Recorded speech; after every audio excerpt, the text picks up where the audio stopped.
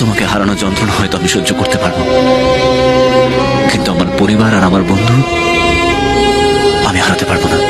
এটাই কি তোমার শেষ সিদ্ধান্ত? হ্যাঁ। তাহলে তো আমার আর কিছু বলারই নেই। আমার দুর্ভাগ্য যে তোমার মতো একজন মানুষকে হারালাম। কবে বিয়ে করছো? করবো না, কারণ তোমার মতন আর কাউকে ভালোবাসতে পারবো না।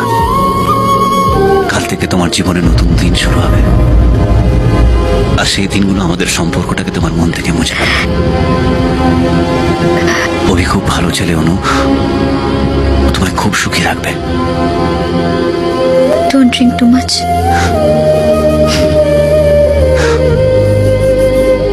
আমার একটা কথা রাখবে?